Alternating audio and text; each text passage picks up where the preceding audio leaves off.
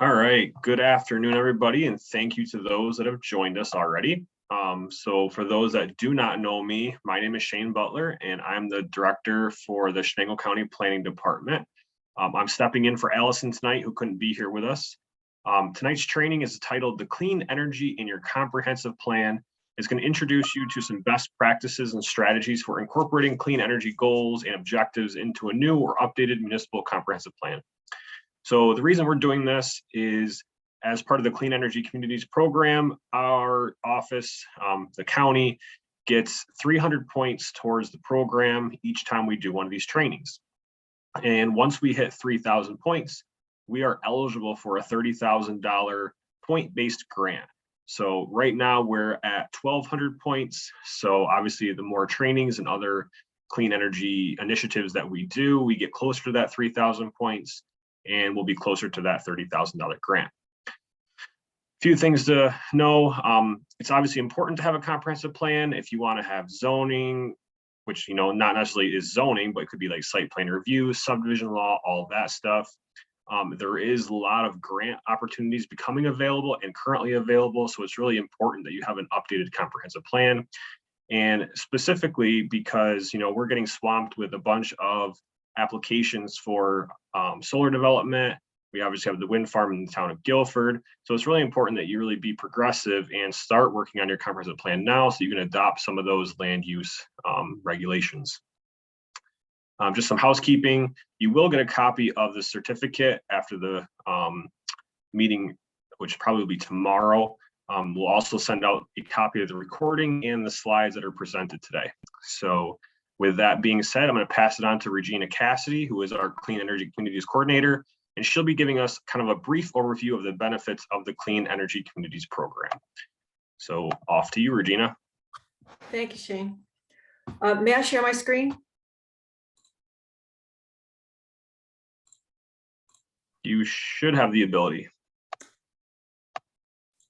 Okay, you see it now? Yes, we do. Okay, great. So good afternoon, everyone, and welcome to Chenango County hosted Clean Energy and Your Comprehensive Plan training. This class is sponsored by the New York State Energy Resource and Development Authority, also known as NYSERDA, and the Clean Energy Communities program. Thank you to Shane and to Allison and the County Planning Department for allowing me a couple of minutes to speak about our program. I'm Gina Cassidy, Clean Energy Communities Coordinator for the county. The Clean Energy Communities program has three kinds of overlapping grants: action grants, designation grants, and points-based grants. Small to medium communities may earn over $100,000, and communities of over 40,000 people may earn over $250,000 in the program. Today's training, as Shane told you, is an action taken by the county that earns 300 points and one high impact action. Chenango County currently has 6 municipalities participating in the Clean Energy Communities program. The county itself has earned thousands of dollars in this round. Our current top scorers are the village of Sherburne, the town of Greene, and Chenango County. If you are a community that has not yet participated, or you want to increase your participation, please get in touch with me at Cornell Extension and I will assist you. We have had some updates to the program as of the end of last year, and there might be some more program updates coming out in a couple of months. These program updates would be, for example, this training, this county hosted training is a new action. We also have increased points for clean heating and cooling campaigns, and our clean heating and cooling demos have also increased points. The New York Stretch Action had its funding extended through June of this year, and eligibility in the program has been broadened to include all New York State municipalities. Please contact me and see our Clean Energy Communities webpage for more information on program changes and the program in general. Thank you. And now I'll turn things back over to Shane.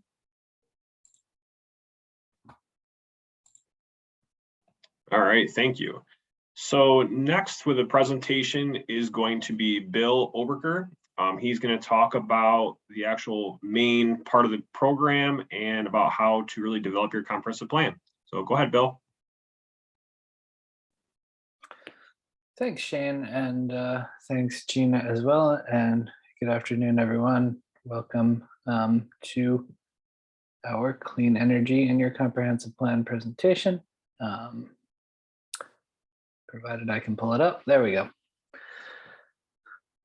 All right, my name is Bill Oberkar. I'm a project manager on NYSERDA's Clean Energy Siting team, and I'll be taking you through this presentation tonight, Clean Energy and Your Comprehensive Plan. Since we have a relatively small number of people, I am going to encourage folks to just take yourself off mute if you have questions. I'm happy to make this more of a conversation. I think it'd probably be manageable with this small of a group, so happy to do that. I probably won't belabor things as much as I normally would, because if I am moving too quickly, or if we need to spend more time somewhere, I'm happy to just let you let me know that. The way we're going to go through the evening is first just an introduction to Clean Energy Siting team at NYSERDA, and then overviews of clean energy generally, and then overview of comprehensive planning generally, and then combining the two into clean energy and your comprehensive plan, and then going into some resources.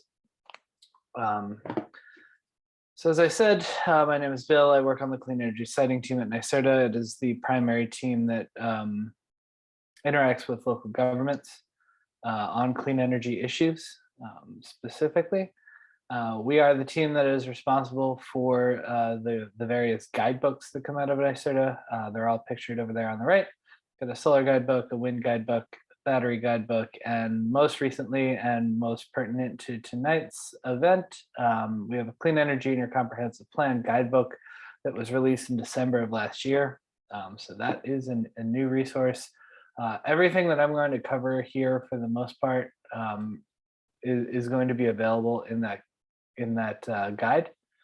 So I'd encourage folks, if you are going through the planning process now, to take a look at that, download it, spend some time with it. You can find that at www.nyserda.ny.gov/siting, right there in the bottom left corner, in addition to all the other guidebooks that you see here. Let's talk a little bit about clean energy in New York State. Our main driver for clean energy development from a policy perspective is the Climate Leadership and Community Protection Act. We'll call it the Climate Act for short, or the CLCPA. All those terms are interchangeable. It was passed by the New York State Legislature and Executive in 2019, and it set the electricity sector goals that we have now of 70% renewable electricity by 2030, and then an emissions-free grid by 2040. Also within the Act are technology-specific goals. The Act actually said 6,000 megawatts of distributed solar by 2025, but since we as a state were on pace to surpass that goal early, just a few weeks ago, actually, our Public Service Commission officially signed off on raising that goal to 10,000 megawatts of distributed solar by 2025, so that's where we are now. Distributed solar is not that very large scale solar. Distributed solar is 5 megawatts AC or below. So not these very large projects that we see increasingly proposed throughout the state. In addition to the solar goal, we've got 9,000 megawatts of offshore wind, and then 3,000 megawatts of energy storage by 2030 with an interim goal of 1,500 megawatts by 2025. Those numbers, I think, are likely to change if folks tuned into Governor Hochul's State of the State. There was kind of some foreshadowing of a raised target for energy storage. This summer, there will be a roadmap released on energy storage by NYSERDA. So there will be more information in there pertaining to future goals and energy storage development in New York State. So if folks are particularly interested in batteries, I would urge you to keep an eye out for the energy storage roadmap this summer. Finally, this graph at the bottom is what we call an energy mix. So I've been doing this type of work, training local governments since about 2014, 2015. And I've found in that time that not enough people really understand where our energy comes from, where electricity comes from. As you can see, this graph takes us from 1980 to 2017. In that time period, our electricity has never come from one place. It is a mix. That's why we call this an energy mix. And you can see the trend lines here, coal being a decreasing share of the energy mix, and the aughts replaced by an increasing share of natural gas during that same period. Another interesting thing to note here is that we have nuclear is probably playing a disproportionate or outsized role in this graph because this only goes up to 2017 prior to the decommissioning of Indian Point. So we likely have less of a share of nuclear or we do have less of a share of nuclear in 2022 and a larger share of renewables since then. So I think, probably what most folks are going to see most of the time or have seen most of the time and will likely to for the next few years at least is solar. We have three main types of solar energy: solar photovoltaics or PV, concentrated solar power, and solar thermal. Solar photovoltaics or PV is what I would wager everyone in the audience thinks of when they think of solar. That's what's pictured down at the right. Solar PV is solar panels. They use the sun's light to generate electricity. Concentrated solar power is the one where there's a bunch of mirrors, typically out in the desert, and they're pointing up toward a single, it's usually a sphere. That sphere is filled with liquid. The heat from the reflected off the mirrors turns a liquid in that sphere to steam, which then spins a turbine. That's how concentrated solar power works. Not something we really need to be concerned with in New York, as there's not too much arid desert land in our state. And then finally, solar thermal uses the sun's heat to heat things, and almost always that is water. So the solar thermal is also known as solar hot water pretty frequently. When I talk about solar tonight, I'm only going to be talking about solar PV. So in that spirit, we've got two main categories of PV installations. Behind the meter, and all that means is that the solar is offsetting a local load. And then front of the meter, which means that the solar is plugged directly into the grid. So if behind the meter, that can be a rooftop or ground mounted, because we can have residential customers, commercial customers, farms at one point were big, who are offsetting their load with the solar. And then community solar and utility scale solar, those very large 20 megawatt and above projects, those are going straight into the grid, and then that power is being sold by the project developer in most cases. To give folks a frame of reference for size, 1 megawatt of ground mounted solar is between 5 and 7 acres typically, and it's going to power between 1 and 200 homes. And you can see some megawatt scale installations down here at the bottom two photos. I'm going to assume that folks can see my cursor. So here we have wind. Probably not terribly surprising to see what wind looks like. We've got the main system components of a rotor and a cell and a tower. They're numbered in the first image according to their component over here on the left. What we're seeing now in the wind market is increasing turbines sizes, which increases their capacity. The turbine size is directly related to its electric generation capacity, which is why the offshore wind turbines that generate much more electricity are much larger than these onshore wind turbines. So typically we're going to see about 2 to 3 megawatts per turbine. And we're going to see increasing rotor diameters and tower and hub heights likely moving forward. And then finally, we have energy storage as well. The system components there are cells, which is the basic building block. A bunch of cells wired together is a module. A bunch of modules wired together is a rack. Those are pictured over here on the side, cells being the little AA looking batteries, a module being the Panasonic module here, and then a rack being a bunch of different types of modules wired together, meaning other than Panasonic. Behind the meter and in front of the meter mean the same thing for energy storage as they do for solar. Behind the meter storage installations are connected to a local electric load, and they are offsetting with it, interacting it, whereas front of the meter storage installations are plugged directly into the grid, exporting their power onto the power grid. We have different purposes for energy storage. One of the main use cases is to address the intermittency issue with renewables.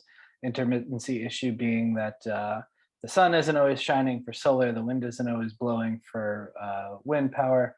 So we need storage to carry us over and have power during those times. In addition to the intermittency issue, batteries can provide backup power, energy arbitrage capability, grid upgrade deferrals, and other grid services. So this is a very versatile technology. And if you'll forgive my editorializing here, it's a much more versatile technology than both solar and wind. And it's really capable of providing a much more significant benefit to the grid if we have good storage projects coming in. All of those technologies have land use considerations. What they all share is they need to be placed in the appropriate location through zoning. They all have some degree of environmental impacts, although storage in particular doesn't have too much of one. They all need to be governed by bulk and area standards. They all need to be decommissioned at the end of their useful life.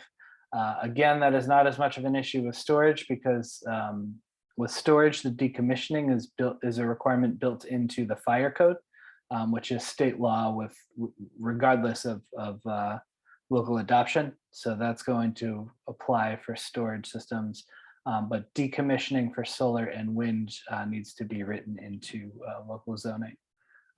And then finally, there are some tax issues that come up with these technologies. The baseline taxable status for all of these technologies in New York is exempt, but there is a local option for municipalities to opt out of the exemption, thereby taxing these projects. And then there's where the issues really come in, or where we need to use brain power, is that real property tax law section 487, which provides the exemption for these technologies, also allows jurisdictions to require a payment in lieu of taxes or pilot for these projects. So what we typically see is the IDAs for the county are negotiating with project developers to make sure that acceptable or a fair amount of benefit goes to the community without making it so that the project doesn't pencil because it can't handle the tax burden. Got solar specific land use considerations, visual and aesthetic impacts, and agricultural land impacts. Those are two of the most salient issues for solar in New York today. Is a lot of folks just don't like the way that it looks, and then also balancing solar development with agricultural land can be challenging, obviously more challenging in some areas of the state than others. For wind, we have the same visual and aesthetic impacts as we do with solar, but we also have noise and shadow flicker, both of those related to wind having moving parts, whereas solar does not. And then for energy storage, our primary concerns are fire safety and incident management training, but both of those are addressed pretty substantially in the uniform code. So we don't really need to worry about that so much from a zoning perspective, because fortunately, the folks in the International Code Council and the National Fire Prevention Association have done a lot of that work for us. So this is a current snapshot of the energy mix over here in this pie chart. So the other one that I showed you in the graph only went up to 2017. This is from 2020. You can see that we do indeed have a bit less nuclear. We do indeed have a bit more renewables, obviously including hydro in there. And this map is kind of a snapshot of where these projects are located. So these are commercial projects throughout the state, not large scale, not residential. So, they pretty much not surprisingly, tend to cluster along where the population centers are in the state. So for permitting, this is important to understand that these technologies are permitted differently depending on their size and type. So for solar and wind, if you have a project that's under 25 megawatts, it's going to be permitted at the local level through seeker or state environmental quality review and municipal requirements. Projects greater than 25 megawatts for solar and wind are going to be permitted ultimately at the state level, either through Article 10 or the Office of Renewable Energy Siting. I think Article 10 is pretty much done at this point. There might be one or two renewable projects left in that queue, but going forward, all of those projects over 25 megawatts will go through the Office of Renewable Energy Siting, Title 95C. And then projects between 20 and 25 megawatts occupy this gray area whereby they can opt into the state level process if they want to. For energy storage, since that's just storing energy, it's not clean generation. It's not inherently renewable. So if it's paired or co-located with a renewable generator over 25 megawatts, then that'll be permitted at the state level as part of that larger renewable generator project.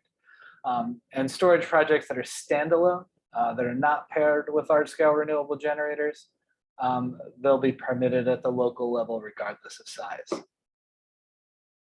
So that's the snapshot on general renewable energy information. And this is really just to lay the most basic groundwork to be able to have this conversation about where clean energy and comprehensive planning meet. And part two of that is just a very baseline comprehensive planning overview. One thing that I do like to emphasize is that NYSERDA's purview is energy. So where NYSERDA will be able to provide sound technical assistance in comprehensive planning is only as it relates to energy. Comprehensive planning itself is run through Department of State. So any general comprehensive planning questions that don't relate to energy should go to Department of State, and Department of State also has general comprehensive planning resources, and we'll get to that on a slide later, but just want to say it up front to emphasize it. So this is the actual definition of a comprehensive plan in New York State. I am not going to read that to you all because we have highlights. So these are the basic components, the important words here in this legal definition. So what makes a comprehensive plan? So it's descriptive material outlining goals, objectives, principles, guidelines, policies, standards, devices, and instruments for immediate and long range protection, enhancement, growth, and development. So there's a lot there, but there's a whole, what, why, and when are all covered here. And just want to plant this seed now that in the last section in purple, we're going to see this theme repeated tonight of protection, enhancement, growth, and development. So we want to think of comprehensive planning as looking at past, present, and future. So the protection piece is what do we want to protect? What do we want to preserve from the past? The enhancement piece is what do we have going on now that we like and we would like to continue to encourage or encourage differently, or scale up our encouragement of that activity. And then growth and development being the forward-looking piece. What do we see coming down the pike, and what would we like to have coming down the pike? What types of development do we want to encourage? So comprehensive planning really is kind of, it's not starting from the present day and only looking forward. It really is an exercise in exploring past, present, and future. So as I said, we've got what, how, and why, and when. The what is what the community looks like now and what is envisioned to look like in the future. The how is how the community plans to get there. Why is why those plans or that future is worth preserving, protecting, or pursuing. So that's we're going to go through that through the lens of clean energy in the next section. But just planting these seeds, because these themes are going to come up repeatedly. So we're going to figure out today how to address the what, the how, the why as it relates to clean energy in the next section of the presentation. And then, as Shane mentioned at the top, a really, really crucial reason to have a comprehensive plan, an updated comprehensive plan, is because all of your land use, your zoning regulations are legally rooted in a comprehensive plan. So these statutes that are highlighted here, what they amount to substantively is that land use regulations must be in accordance with a comprehensive plan.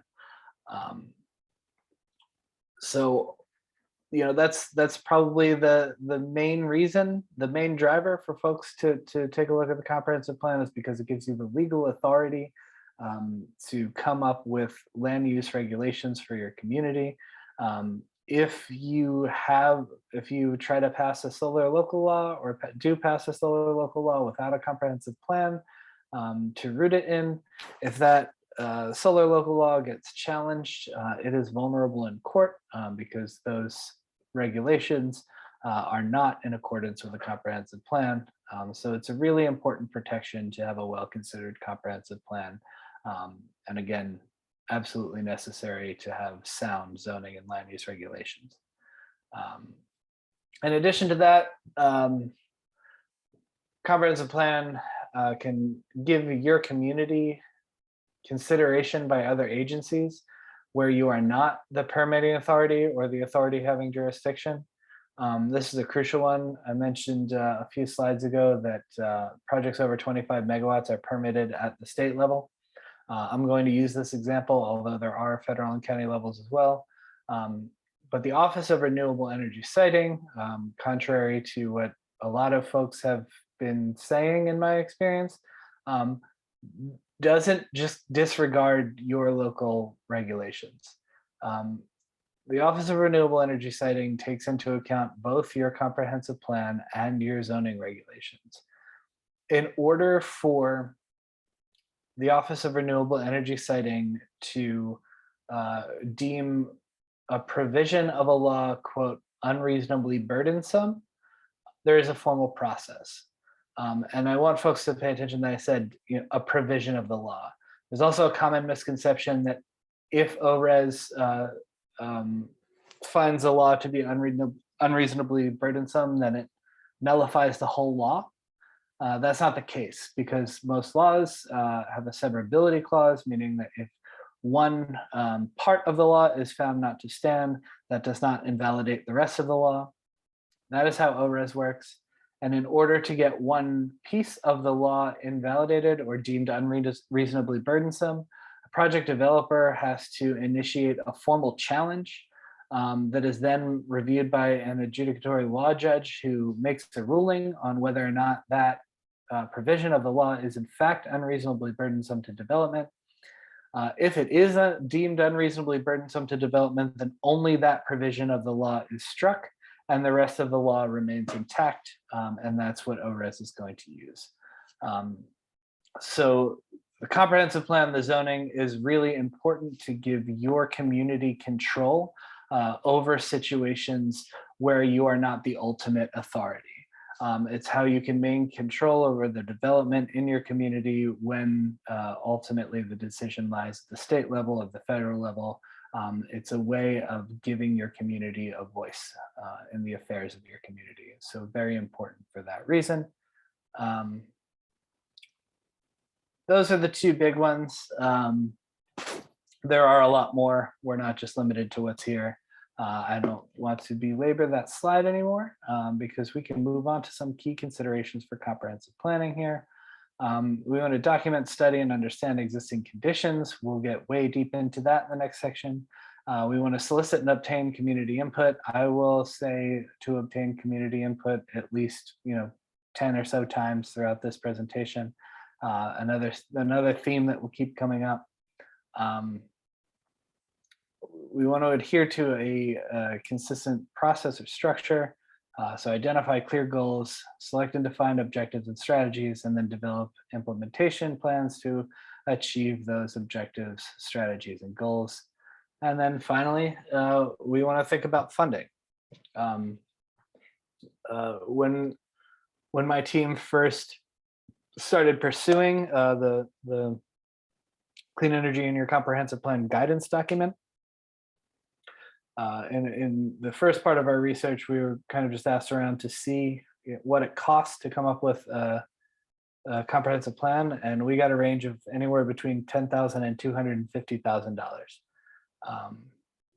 So funding is a part of this. So obviously $10,000 being, we already have a comprehensive plan in place, we're just reviewing it, and we don't expect to need to do too much to it. And then when we get up into the much more expensive regions, we're probably starting from scratch with no comprehensive plan. We have some land use issues and some goals that we want to take care of that are going to need consultants.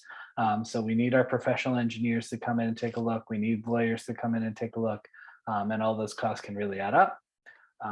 But there are plenty of grants available for comprehensive planning, as Shane mentioned at the top.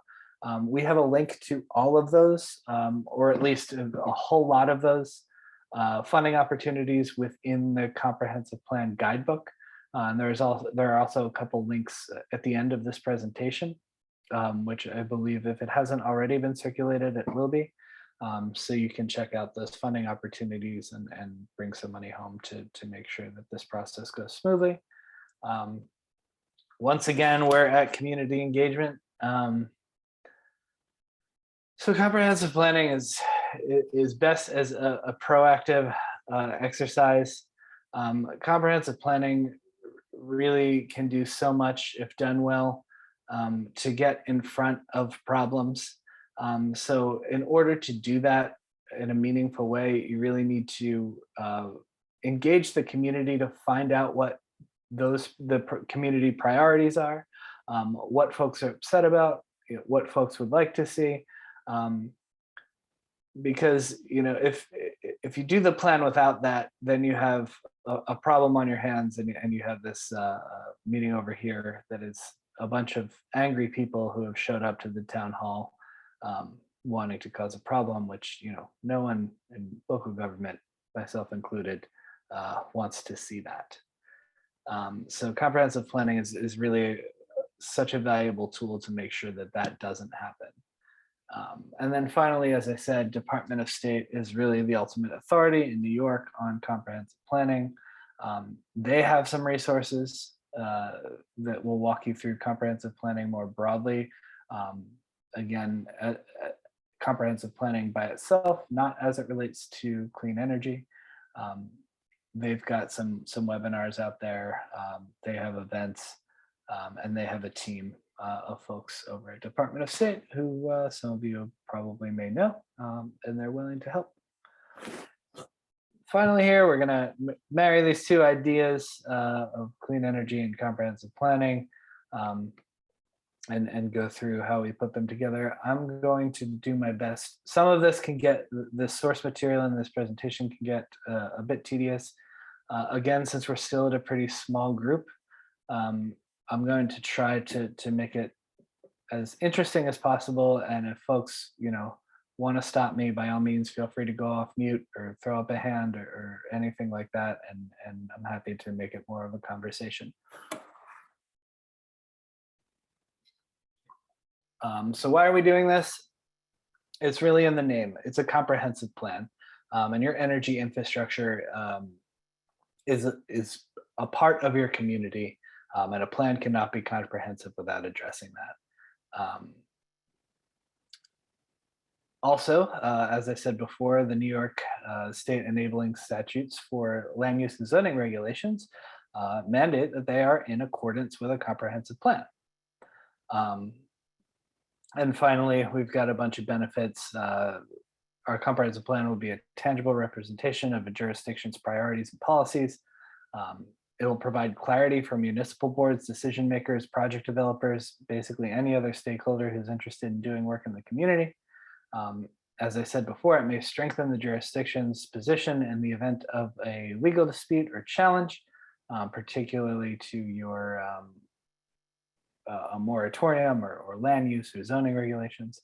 And finally, it can give you access to grants and incentives.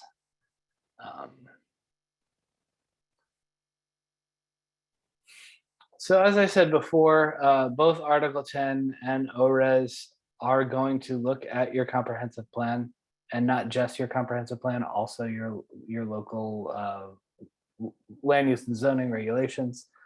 This is actually the language that they use at the state level. So they're going to see whether the jurisdiction has an adopted comprehensive plan and whether the proposed facility is consistent with such a comprehensive plan. And they're also going to require the applicant to provide a copy of that comprehensive plan, so the project developer being the applicant, to provide a copy of that comprehensive plan to ORES, so you'll know that the developer has seen the plan as well. It's a little decision tree to kind of figure out how to go about either updating or creating your comprehensive plan. First question you want to ask yourself is, do you have one? If you do, you want to find out if it was adopted or updated less than 10 years ago, or if it requires periodic review. As I'm sure you will see when you go about comprehensive planning, the best practice is to build in periodic review to mandate that plan is reviewed every so often. Usually it's around 10 years, give or take. So that's a common feature. If it was not adopted less than 10 years ago, then you can review the plan and decide whether or not to update. If it's, if something needs to be updated, then by all means do that, and hope that you would plan to include clean energy goals and objectives, obviously, since you're here. And then obviously we can create a new plan as well. And we want to decide how we want to incorporate clean energy into that, whether it's a standalone component or whether it's part of a broader comprehensive plan. Land use moratoria, I think is worth addressing here,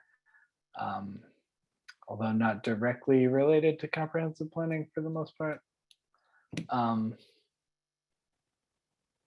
But we see land use moratoria come into effect with solar and increasingly with energy storage.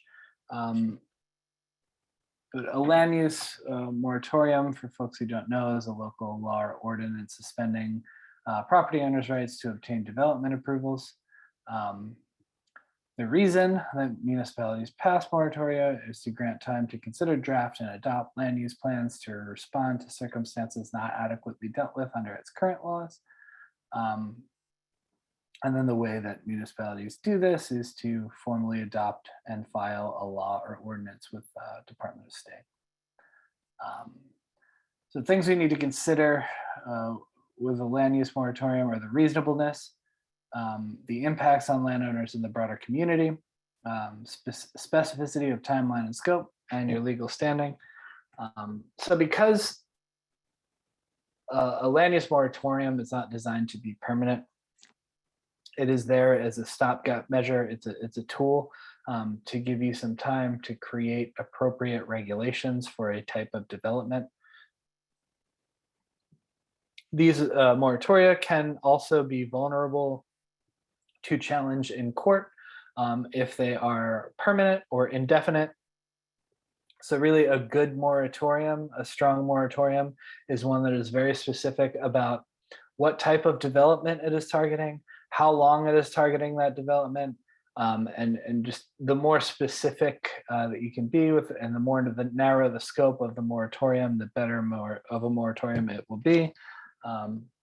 And if it happens frequently that moratoria are about 6 months, and then if folks don't get to adequate regulations at the end of that 6 months period, it is not uncommon for folks to extend the moratorium for another 6 months. But also, plenty of folks will get to where they need to be in the initial 6-month period.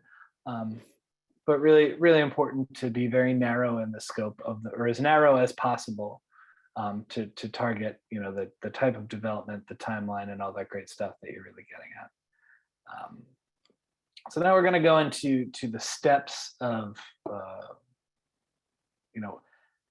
how do we do this, right? This is the step-by-step of how to incorporate clean energy considerations into your comprehensive plan. So one is to adopt a policy resolution or statement. You're going to assert overall goals of comprehensive planning process regarding clean energy. I'm going to state the intention to consider clean energy development in municipal plans and regulations and outline previously identified plan format process. Previously identified being in that decision tree slide. Is this going to be a new plan, a new component to a plan? Is this an update to include renewable energy into a broader plan? All of those things are going to be important to know going in and to include in the policy resolution or statement. Second, we're going to identify funding and the resources required. They can be incorporated into step one there. You want to figure out whether you're using in-house municipal staff, county or regional planning staff, volunteers, hired consultants. We want to figure out who is going to be doing the work here and how much are those people going to cost, essentially. And then finally, you want to identify and apply for grant funding as available. And as I said, our clean energy and your comprehensive plan guidebook and this presentation have links to available funding for comprehensive planning. Next, we want to identify the body or individuals charged with developing the plan. This could also be incorporated into the resolution or statement, particularly if the body who will be creating the plan is also the body or involved with the body that is drafting the resolution or statement. But some examples of the who here could be the local legislature, the planning board, special board or a committee. But the main thing is that they should have an understanding of both clean energy and of planning. Obviously, doesn't need to be an expert. We don't need someone with a PhD in lithium-ion technology. It's just relative to the members of the community. You want someone who understands clean energy above average. If the average is the baseline understanding in the community. And we've got a lot on number 4 here. Determine existing conditions. Those are what you see over there on the right. We're going to go way deep into energy and grid considerations in a couple slides. Got agricultural considerations. So both ag districts and land under agricultural assessments. Certain types of solar development can rescind that agricultural assessment, which can come with a penalty of back taxes for, I think, 5 years. So it's pretty important to just be aware of that. And then we want to look at we want to have an understanding of our soil types, qualities. So prime farmland, farmland of statewide importance, mineral soil groups 1 through 4. It's good to understand which ones are in the community and decide which ones are going to be prioritized for protection, if any. Environmental considerations, we want to identify endangered and sensitive species, wetlands, that sort of thing. Basically the things that the state environmental quality review will look at, you also want to look at in your comprehensive planning phase, and you can even look at the seeker handbook to find out how to make your plan kind of harmonize with what folks are looking for in the seeker process. And then finally, socioeconomic considerations. It's part of the Climate Act or the CLCPA. Mandates that at least 35% of benefits of clean energy flow to so-called disadvantaged communities, with a goal of 40%. So if you want your local goals to harmonize with those state goals, if that is something that is important to your community, comprehensive plan is a great place to put some language to that effect. This is an example of an existing conditions exercise. that you could do. This is just to illustrate the type of thing that I'm talking about. I'm not saying that everyone needs to do this. I'm not saying that everyone needs to put this much time into each due diligence activity here. But really just want to give folks a concept of what this would look like. And we're going to do that with the grid infrastructure and using hosting capacity maps. So what you see over on the right, the far right, is what's called a hosting capacity map. Every utility in the state has one of these. It covers the same land, obviously, is the picture on the left. Those blue lines, red lines, yellow lines, or green lines are all circuits. They are color coded based on how much generation they can handle without requiring an upgrade. So red can't handle any more generation, yellow can handle a little bit more, green a little more than that, and blue can handle the most additional generation. So from the perspective of renewable energy developers, they're going to be looking to site their projects on those blue circuits. So if you do this exercise ahead of time, because as I said, all utilities have these maps, they are public. So developers are looking at these as a pre-screening tool to site their projects. So if you and the developers are both looking at the same primary sources, you're kind of in a way working together to figure out, where projects should go or can go, and where we don't want the projects to be built. So this over there on the left, we have the same just hosting capacity map. The middle is an overlay of the zoning for this community.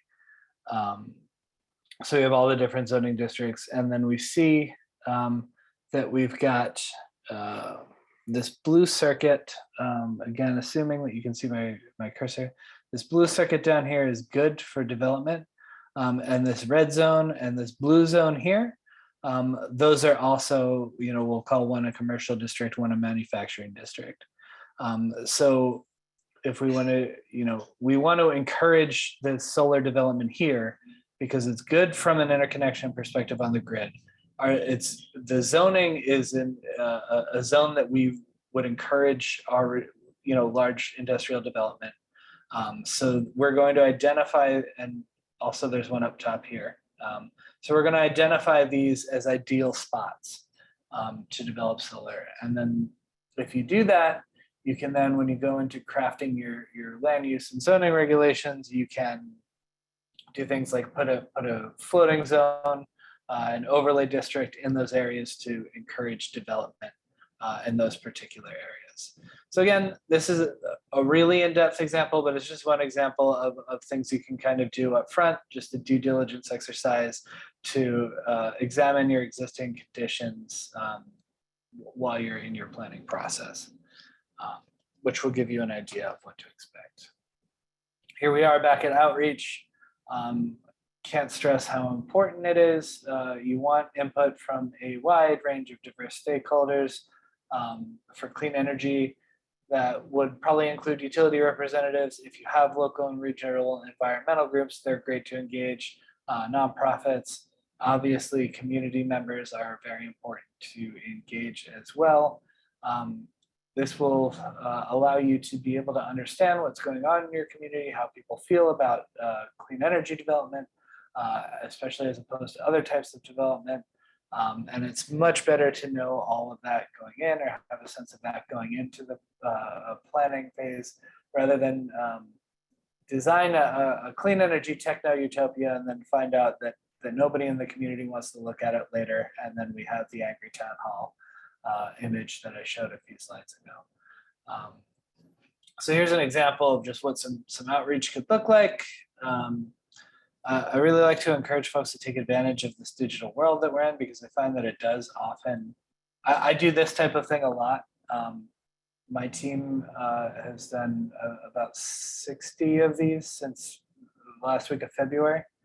And as I said earlier, I've been doing this type of work since about 2014. I've really never seen such great attendance for the most part at these types of events. In the in-person days, it really just didn't hold a candle to the types of numbers that we're seeing now. So I really encourage folks to kind of use this new digital world to the extent possible and appropriate, to really engage the public and get their feedback, because it can be a whole lot easier, especially for families juggling priorities and that type of thing. It can be a whole lot easier to kind of hook up the computer to the TV screen, after dinner or during dinner and attend that way, than it can be to worry about childcare and all that great stuff while we go to town hall and attend the meeting. So just really like to emphasize that this, though the past couple of years has not been great by any means, there are things that have come out of it that I think folks can use to their advantage, should they choose, and this digital environment is certainly one of them in my mind. And then once you've done steps 1 through 5, it's time to create the clean energy content for your plan. So steps 1, 2, 3 through 5 are kind of the pre-work. And then once you have all that squared away, once you have all the information from the determining existing conditions, once you've gathered how your community feels and what's important to them, once you've selected who's going to be drafting the plan, all that great stuff, then you buckle down and create that content for the comprehensive plan. After it's created, there is a legally required process to make it official. The approved plan, I'm sorry, we need the referral of the approved plan by the planning or whoever you assembled to put the plan together. They need to go through the legislature, the planning board, the county regional planning authority. There are also public hearings required on the plan after it is drafted. So it's not something that we just do before. We also want to give the public an opportunity to weigh in once we have it drafted in hand. And then seeker is going to be required, as well as an agricultural review will be required in some cases. And then finally, establishing that time frame for periodic review of the document. And then you want to publicize, disseminate, and implement the plan. All right, so this part is a little bit more hands-on. This is when I said that things could get tedious in this section, this is what I mean.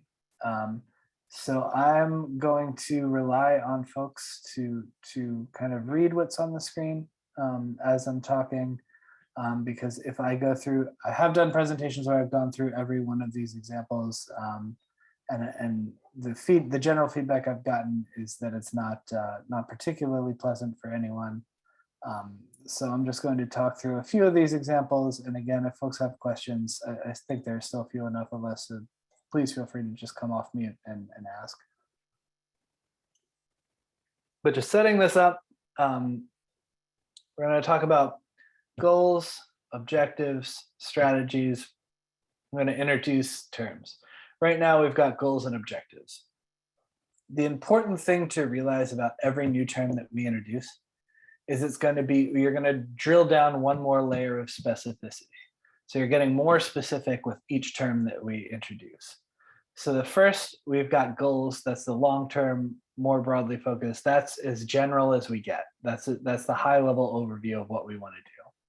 The objectives then are one level of specificity more than that. So the objectives are a little bit more specific than the goals.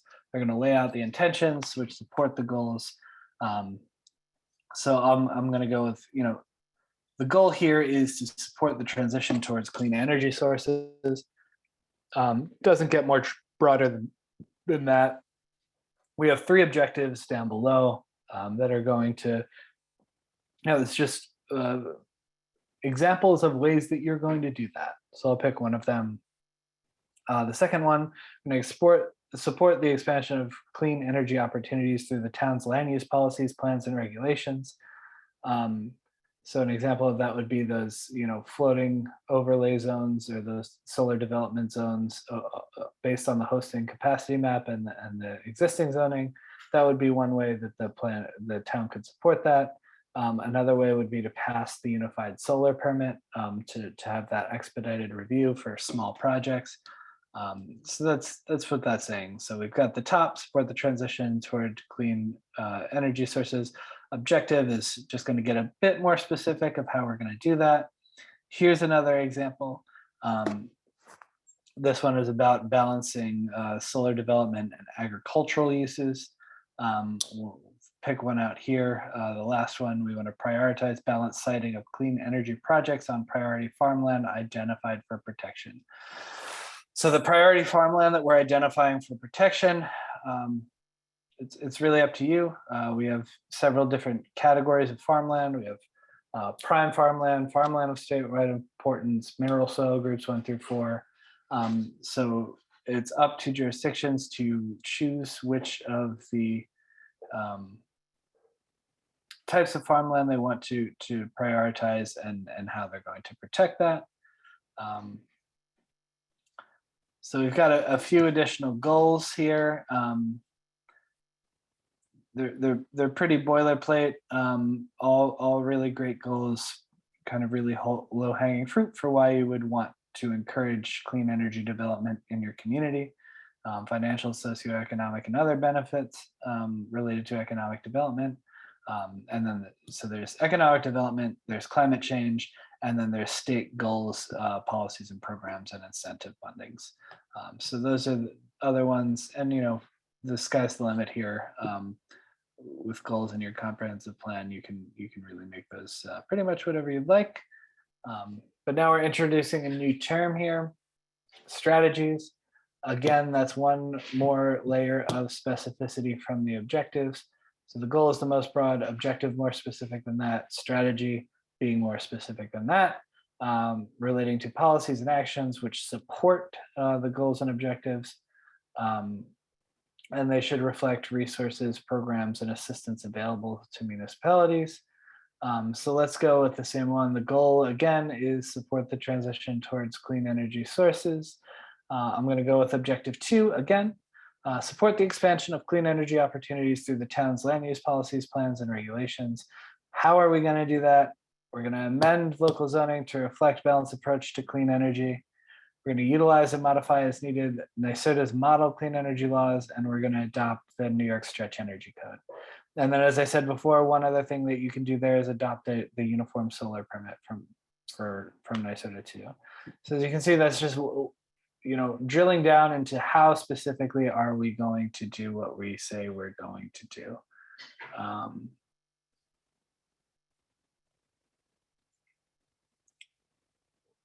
Here we go with some more strategies. We're back to balancing solar and solar development and agricultural operations. I'm going to pick the last one again. Prioritize balanced siting of clean energy projects on farmland identified for protection. How are we going to do that? The strategy there is to identify specific soil categories and/or physical areas for prioritization while considering historic and current land uses. We can also ensure alignment with local zoning and other land use policies and amend local zoning to guide clean energy development to alternative parcels or locations away from priority soils. So more or less actually what I said previously. But again, here, the theme is we're just, starting big and then drilling down and getting more specific until we get all the way into, this is as specific as we get, the implementation plan here.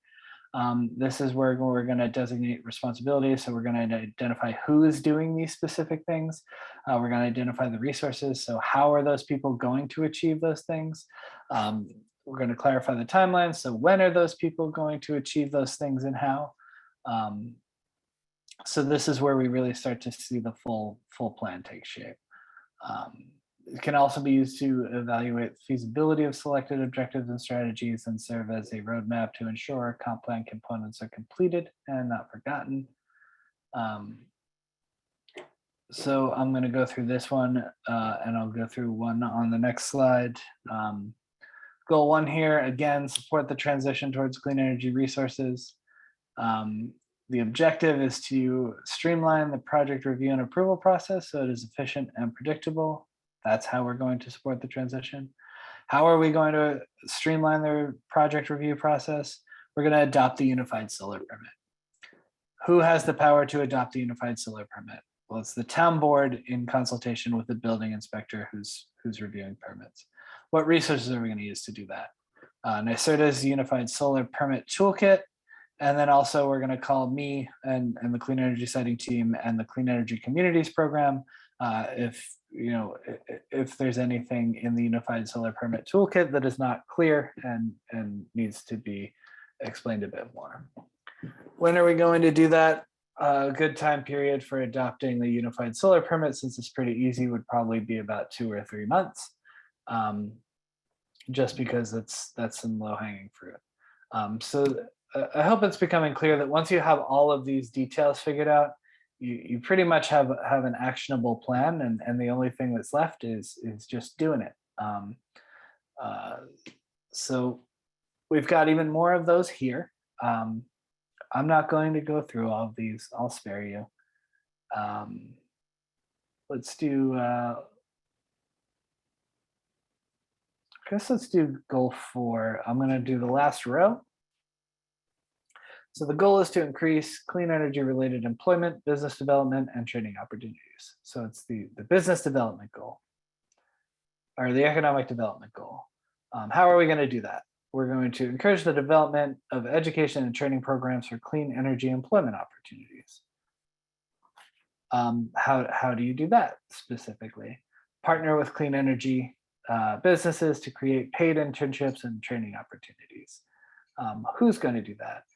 Municipal staff in conjunction with local businesses, and they're going to use local and regional planning agencies and NYSERDA's Clean Energy Internship Program for some funding. When are we going to do that? So it's kind of an ongoing thing. So we might say we have a time period of 6 months to a year or something like that to get the program off the ground, and then the program will be ongoing. So we can say kind of to infinity after the initial startup period. So I tried to keep that brief because if I read through all of these, I have found through experience that no one is happy about that, myself included. And I'd much rather just be able to talk to folks where that's useful and where you have questions. But before we get to a broader Q&A, we've got some resources here. As I said, comprehensive planning is going to go through New York State Department of State. They've got a few great resources linked here, and Syracuse University has an excellent resource on comprehensive plan development as well. And then for clean energy specific comprehensive planning, NYSERDA, American Planners Association, and New York State Climate Smart Communities all have resources available to you. And then that Clean Energy in Your Comprehensive Plan guidebook is going to have a whole list of links to funding sources, funding opportunities for comprehensive plan development, in addition to what is in the Clean Energy in Your Comprehensive Plan guide. We have some links here that can get you some funding for the comprehensive planning and some technical assistance if you run into some issues. We will circulate these slides if they haven't been already. And you can always reach out to me with any clean energy related issues via cleanenergyhelp@nyserda.ny.gov. Doesn't particularly have to be planning. We're happy to help with any clean energy issues. This inbox is not one of those where it's just like you're sending your email directly to trash. This goes to my whole team at once. We all monitor it. And if we are not the right people to handle your request, we can make sure that it does get to someone who can do that. Even though this email account is set up to provide technical assistance to local governments, we have no way of controlling whether or not local governments are the only people who use it. So we have industry that ask us for help through this inbox. We have community members. We have people from other states. We have people from other countries. So saying all that to say that if you do represent a local government in New York State, we ask that you self-identify in your email. requesting technical assistance. That way we're able to better prioritize your request and make sure that we deal with you with your issues first before moving on to help folks who are more outside of the purview or the scope of this account. And with that, I think that was my last commercial. I'm happy to take any questions where folks may have them. And thank you all for bearing with that presentation. Thank you, Bill. And just a reminder to those that maybe joined late or had to leave early, a copy of all the slides as well as a recording of tonight's presentation will be emailed out along with your certificate. So just look for that probably later this week or early next week. Awesome. Well, I just wanted to say thank you very much for taking the time to go through everything. I really didn't have any sort of foundation to build off of, and now I do. So thank you very much again. Yeah, I'm really glad to hear it, and happy to stay in the loop as you're building from that foundation. If more questions come up down the road, please feel free to reach out. We're really happy to help as things arise. Awesome. And just as kind of a pitch for ourselves as well is that we will be hosting another training coming up, and I'm trying to pull up the date if I can get it to work. So the next training will be on Wednesday, June 29th from 6 to 8 p.m. It will be titled The Overview of the Model Battery Storage Systems Law. So one of the things to remember is that a lot of these larger solar and wind developments could also have battery storage component along with them. So that is just another one of those things that you should be aware of and incorporate into your either comprehensive plan so that you can get it into your site plan or other laws. Information will be posted about this training on our Facebook page. We'll also send it via email to all the attendees who have previously attended one of the trainings. But yeah, if you have any other questions, feel free to unmute yourself or you can type it right into the chat.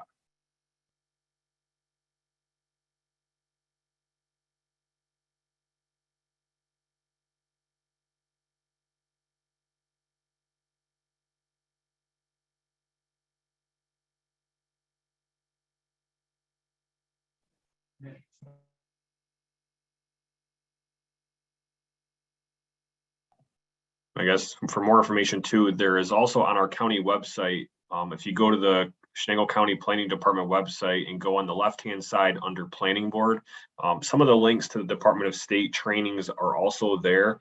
We've had previous trainings with Department of State for solar law development, comprehensive plans, all that can be found there as well too.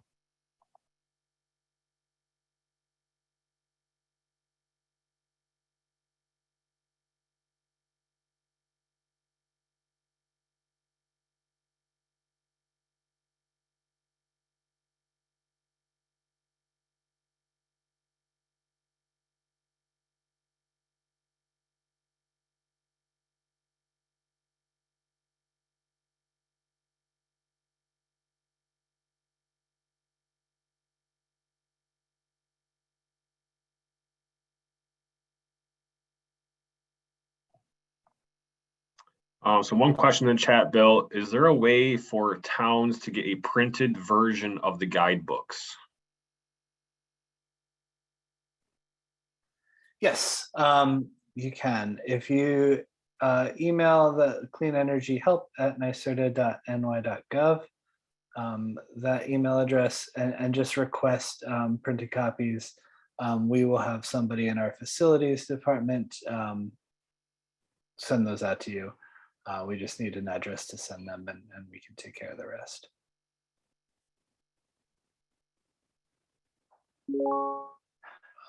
Let me try to get that email address back up on the screen. There we go. So if you just email that address, we will have somebody ship those out of our Albany office, and it usually happens pretty quickly.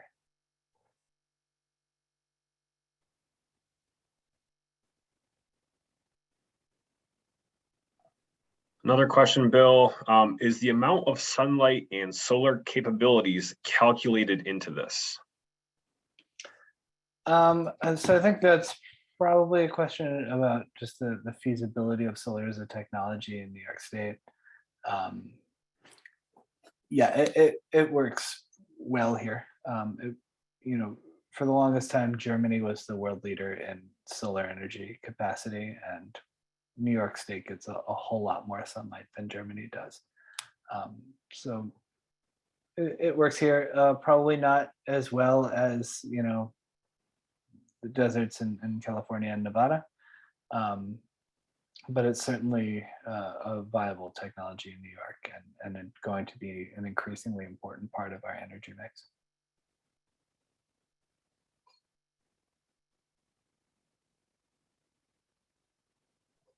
And that may be a question too about, you know, in our area, NYSEG is the predominant energy supplier. And they do, I've looked at it before for other sites. They do have what Bill was talking about earlier with the capacity of those lines and whether or not there is still capacity in specific areas. And that is a great tool to look at. You know, if you're working with any, you know, developer for your town, we use it as well as we go there to see like what kind of capacity are in those areas. So it is a good resource, and I'm sure they do use the amount of sun, you know, the capabilities of all the panels to determine if there is still capacity or not. Yeah, the industry is certainly using those maps. So I think I might have alluded to this, but those hosting capacity maps, you know, you don't necessarily need to worry about overlaying your zoning map on top of it. If you're technically capable of doing that and you have the time and the interest, by all means, go ahead. But really, the important thing in there is to pull up that hosting capacity map and look at it, and that way you can know that you and industry are looking at the same document to figure out development. And that's a very, very powerful thing to be on the same page about. It is something that can allow you to really start to predict the behavior of industry. I did put the link in the chat as well as how to find those hosting maps. How large of a system can a private individual have on their property? Ooh, that's a good one. It really, sky's the limit from a legal standpoint. What NYSERDA recommends in our model zoning law is that we have a somewhat expedited review process for systems that are connected to the local load. So we want to let systems,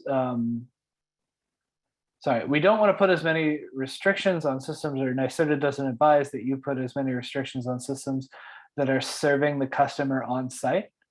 But a lot of times for community solar and for large scale solar, that's not what's happening. These systems are getting plugged straight into the grid. That's no longer an accessory use on that parcel. That's become the principal use, and that's a commercial use. So what NYSERDA advises is to you know, run through those applications, put a lot more restrictions on those applications, and you know, hold them to a higher standard, basically. Another question, Bill. In order to regulate future solar projects wanting to come into a community, should the community already have a comprehensive plan in place to work off of? Ideally, yes, but if you don't, that just means that you know, it's time to create one, if that is your goal. And as Bill mentioned earlier, you know, you really legally can't adopt site plan review or zoning without a comprehensive plan. I mean, you can do it, but you really set yourself up for legal challenges on any of those types of development.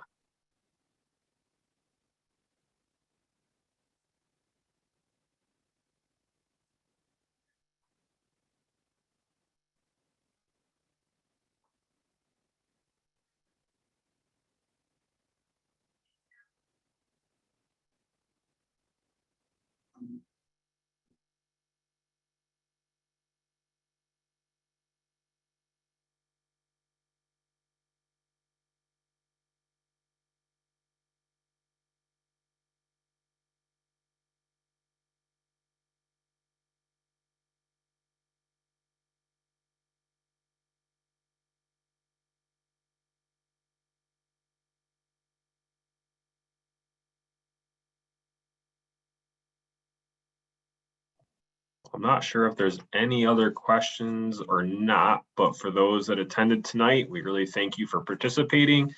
Again, if you have any questions about any of this stuff, that you can email NYSERDA using that email address. You can also contact our office and we can direct you to some information, whether it's Department of State or NYSERDA. And just as a reminder, you as individual municipalities can also be part of the Clean Energy Communities program. It's not just counties, it's individual municipalities, whether you're a city, town, or village. I believe many of those are smaller grants. However, you can get additional grants for participating. So that's just something to think about. You can go on the NYSERDA website, just look up Clean Energy Communities, and there are, grant opportunities for that as well. Sounds good. Thank you guys again for the awesome training.